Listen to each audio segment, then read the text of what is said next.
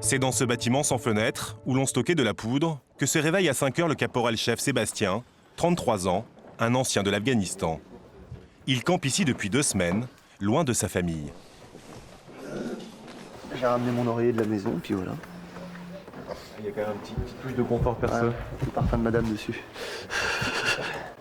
Sa compagnie, le 68e régiment d'artillerie basé à Lyon, est venu pour une mission d'1 mois et demi, avec tout son équipement, comme si elle était en opération à l'autre bout du monde. Ces toilettes, par exemple, sont normalement prévues pour les terrains de guerre. Montrez-nous un peu à quoi ça ressemble les toilettes ici. C'est sommaire. C'est à la turque. Et des fois, c'est pire, on appelle ça. Les OPEX, c'est les opérations extérieures, Ouais, c'est ça ouais. Vous êtes quasiment en condition de... Ah bah pareil. De campagne. Vous êtes à Paris, que c'est plus luxueux.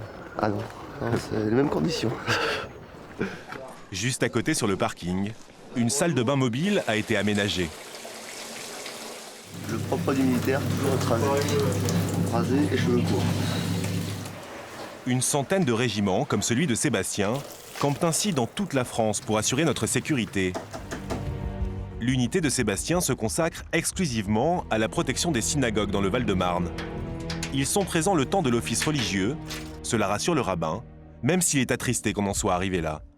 Pour nous, c'est une situation qui est pas évidente. Quand on arrive à la synagogue et qu'on voit les militaires devoir assurer la sécurité de la communauté, c'est pas quelque chose dans lequel on a été habitué. Hein. Les membres de cette synagogue ont été directement touchés par les attentats de janvier.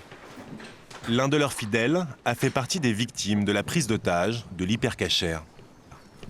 2 collègues de Sébastien assurent la sécurité à l'intérieur de l'enceinte. Là, tu restes là, Cyril. Tu prends limite droite, tu prends au niveau du bâtiment beige, vu. Puis à limite gauche, tu pars sur l'école à gauche. Ouais, vu. Pour faire face à tout incident, toutes les issues sont sécurisées. Sous haute protection, les rares fidèles du matin peuvent commencer la prière.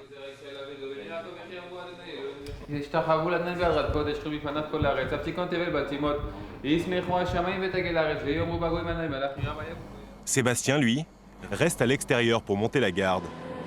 Ultra concentré, fusil chargé et doigt sur la gâchette. Chaque passant, chaque voiture qui passe, vous faites attention. On scanne un peu, ouais. Comme je dis, on sait jamais.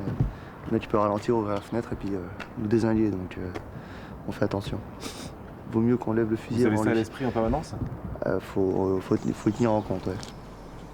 Donc c'est fatigant finalement. Oh, pas si fatigant que ça, mais ça épuise un petit peu, voilà. Sébastien va effectuer au total 6 heures de surveillance dans la journée. Bonjour. Pour se détendre entre 2 gardes, il peut rentrer au fort, où il retrouve le confort spartiate du campement et la promiscuité.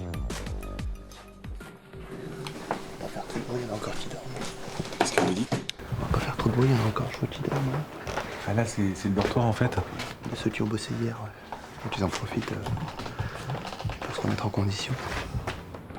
Pendant toute la mission, le régiment est mobilisable à tout moment et alterne patrouille sur le terrain et période de repos. Un rythme qu'il doit tenir 6 semaines avant de rentrer chez lui à Lyon. C'est dur, mais ici, personne ne se plaint.